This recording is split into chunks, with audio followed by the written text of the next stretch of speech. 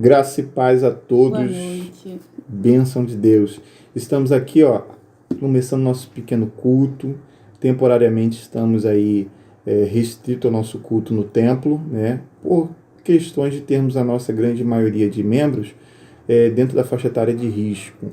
Então, o nosso pastor Salomão sugeriu, por enquanto, a gente suspender os cultos, mas vocês não vão ficar sem palavra, nem sem louvor. Nem sem louvor. Ok? É justamente por isso que nós vamos iniciar. Eu quero iniciar com uma oração. E eu vou pedir nossa amada irmã Kézia para levar a Deus em oração. E logo em seguida ela vai estar cantando ao Senhor um louvor. Amém? Deus, na sua presença nós nos encontramos. Senhor, queremos te agradecer. Te agradecer, Senhor, pelo fôlego de vida. Te agradecer pela sua fidelidade. Te agradecer, ó Deus, porque mesmo sendo tão imperfeitos e tão falhos, ó Deus, o Senhor se mostra misericordioso, bondoso, amoroso e paciente. Senhor, queremos te agradecer, ó Deus, por mais um dia de vida, porque nós estamos aqui, Senhor, mesmo dentro de casa, mesmo, Senhor, em isolamento social, nós estamos conseguindo levar a sua palavra. Senhor, queremos te agradecer porque o Senhor tem cuidado de nós, o Senhor tem nos sustentado, o Senhor tem provido conforme as nossas necessidades e a sua vontade.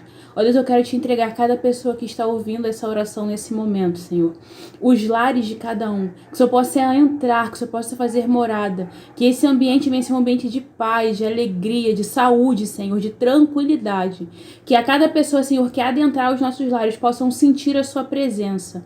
Ó Deus, que nós possamos ser porta-vozes da sua palavra genuína, do seu evangelho, Senhor. Toma a nossa vida em suas mãos, a nossa mente, o nosso coração, o nosso corpo, Senhor, a nossa vida espiritual, nossa intimidade contigo. Que nesse tempo tão difícil, ó Deus, nós possamos aproveitar para nos aproximarmos mais de Ti. Nos dê sabedoria, nos dê discernimento, Senhor. Que nós possamos seguir a Sua vontade conforme o Seu querer. É o que eu te peço, Senhor, e te agradeço em nome de Jesus. Amém. Amém. Vamos nessa hora ouvir um louvor, logo em seguida a palavra do Senhor, e após a palavra mais um louvorzinho, mais uma oração, e Deus vai nos abençoar. Amém?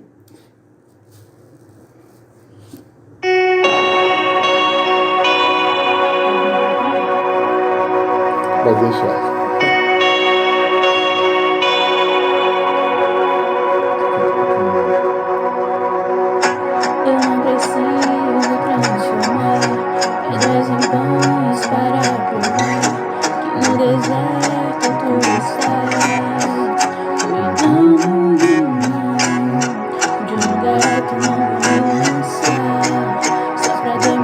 Seu poder, eu não preciso ver pelo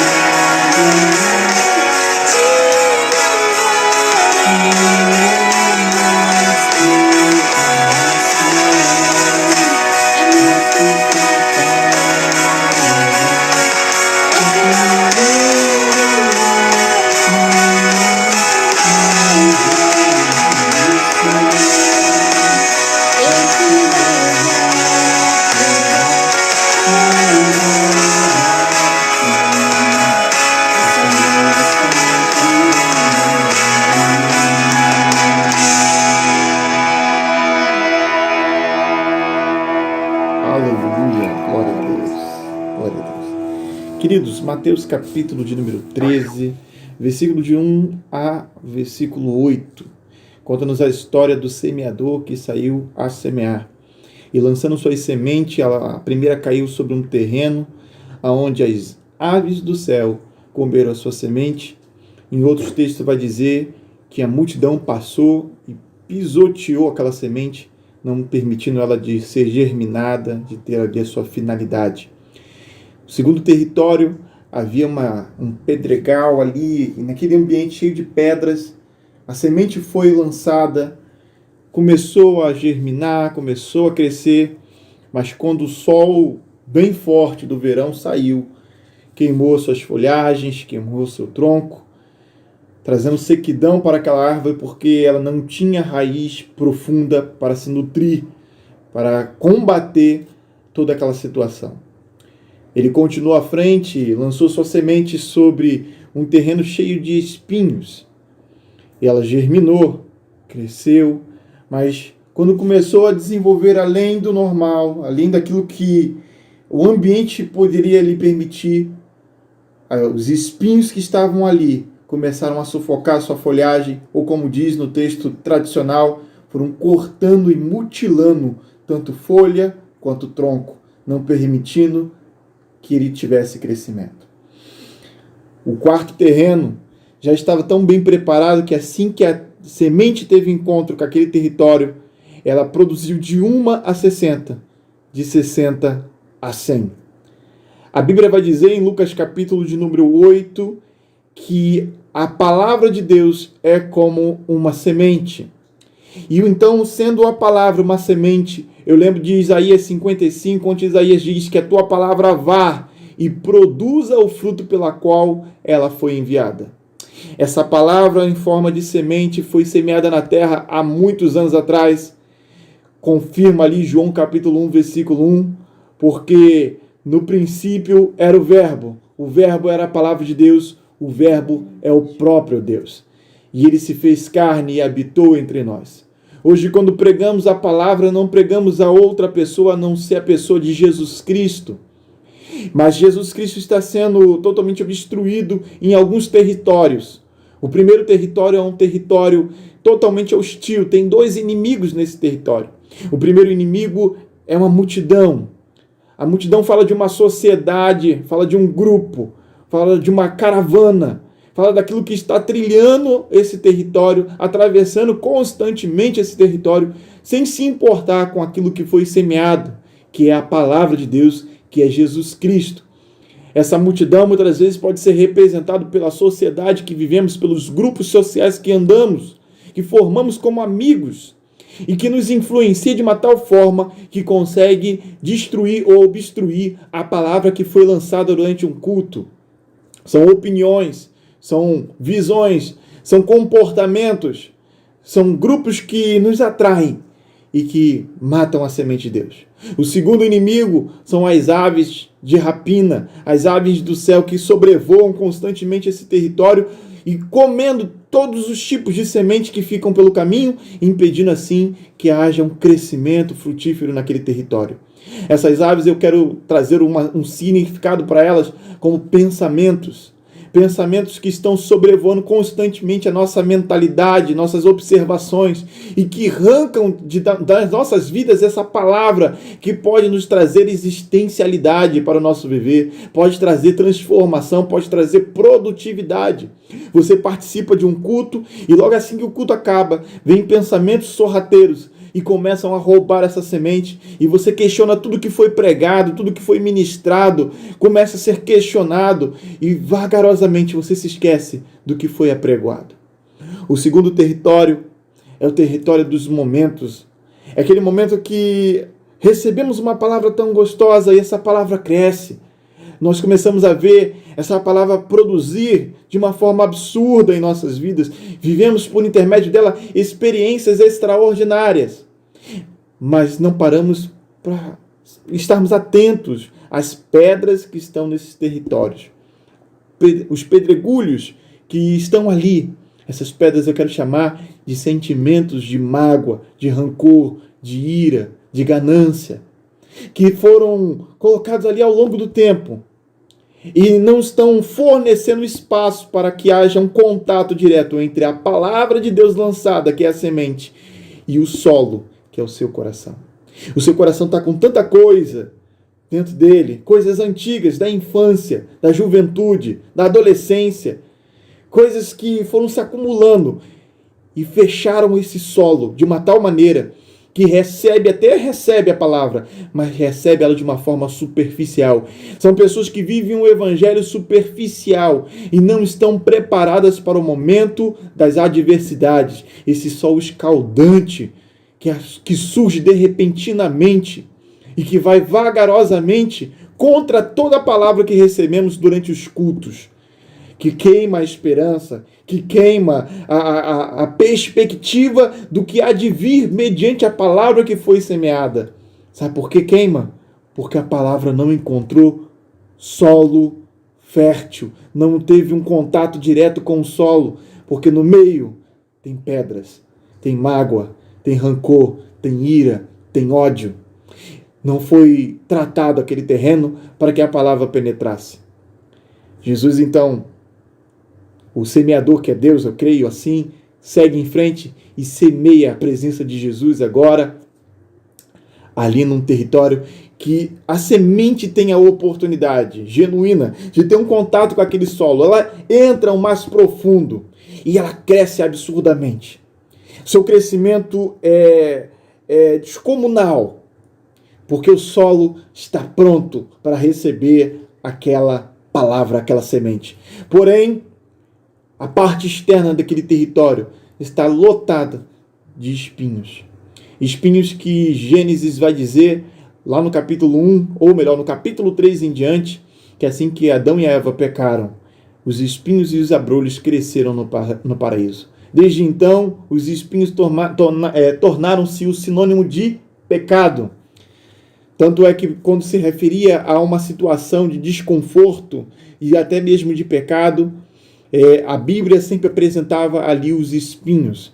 Em Juízes, quando fala sobre as árvores que vão até um certo rei, para fazer alguém de rei, ali essas árvores vão até os espinhos e os espinhos falam, pode até vir até mim, eu reinarei sobre vocês, porém assim que o sol sair, eu queimarei e vocês também queimarão, porque o espinho não produz vida, porque o pecado não produz vida. A Bíblia diz em Isaías que ele levou sobre si as nossas dores e enfermidade, o castigo que nos traz a paz estava sobre ele, e com essa metáfora poética, toma-se ali a coroa de espinhos. Paulo também usa o espinho como um símbolo de um certo desconforto de pecado, como o orgulho. No capítulo 11, quando antecedente ao momento que ele diz que ele está com um espinho na carne, ele vai revelar todo o seu orgulho que ele estava tendo e a vontade de que aqueles que pregavam o evangelho sem sofrer dano algum fossem mortos. Um orgulho que tomou conta do apóstolo, e ele vai dizer que agora o seu corpo está cheio de dores, de espinhos, porque há um espinho na sua carne. Então o espinho agora representa o pecado. E que nós vemos que tem pessoas que receberam a palavra, receberam de uma grande conversão, uma conversão genuína. Porém, quando começam a desenvolver o ministério, e tá aqui os espinhos, e o ministério vai desenvolvendo e de repente bate de frente com os espinhos, que vão mutilando a palavra de Deus, impedindo assim que ela alcance o seu objetivo. O quarto terreno foi bem preparado. Eu creio que esse terreno, ele teve ajuda, poderia ter pedras ali, poderia ter espinhos ali, poderia ser um território onde as pessoas transitavam, onde as aves, vira e mexe, davam seus voos rasantes ali para pegar as sementes, mas alguém foi lá e começou a tratar, e o território se permitiu ser tratado. Quando você se permite ser tratado, a sua vida se torna propícia, preparada para receber a palavra de Deus, e tudo aquilo que você espera que Deus faça, de fato começa a acontecer. E começa a acontecer não porque você levantou as mãos e disse, agora eu aceito a Jesus, mas porque você aceita a palavra e permite que essa palavra se torne realidade na sua vida. Porque de fato você permitiu que as pedras foram removidas da sua vida, que os espinhos fossem quebrados e queimados de dentro sobre sua vida, que as aves fossem enxotadas da sua mentalidade e que essa multidão que vive transitando fosse de fato expulsas, para que houvesse espaço totalmente liberado para a palavra de Deus entrar e fazer morada, e fazer ação, e produzir frutos dignos de arrependimento, como o fruto da paz, como o fruto da tranquilidade, da paciência, da alegria, do amor, da benignidade, da temperança, fluísse sobre sua vida. E só se torna possível se as pedras do rancor, se a multidão das opiniões, se as aves dos pensamentos sorrateiros e principalmente esse construto geral aí, esse castelo de espinhos de pecado seja queimado, seja quebrado da sua vida. Se você não pedir ajuda, as coisas não vão fluir. Eu não sei o que está ocorrendo, só sei que essa madrugada Deus me despertou para ler e construir essa mensagem. Ela veio revelada de Deus e eu acredito nisso. 5 horas da manhã eu despertei e Deus começou a falar no meu coração sobre essa palavra. Eu nem sabia que nós teríamos que fazer um trabalho aqui pela live ou online, uma gravação como essa. Eu só sei que Deus começou a me despertar para isso. Eu não sei o que você está passando, só sei de uma coisa: sozinho não dá para vencer. Há uma palavra de Deus que vai produzir tudo o que você espera e até aquilo que você jamais imaginou. Mas se o território não estiver pronto, essa palavra vai morrer no meio do caminho. Eu quero te deixar mais um louvor. E esse louvor, com toda certeza, vai fazer mais sentido do que essa palavra. Não que a palavra não tenha poder, é porque ele vai completar tudo o que foi dito aqui. Tá bom? Nossa amada irmã Késia está aqui e vai louvar o Senhor.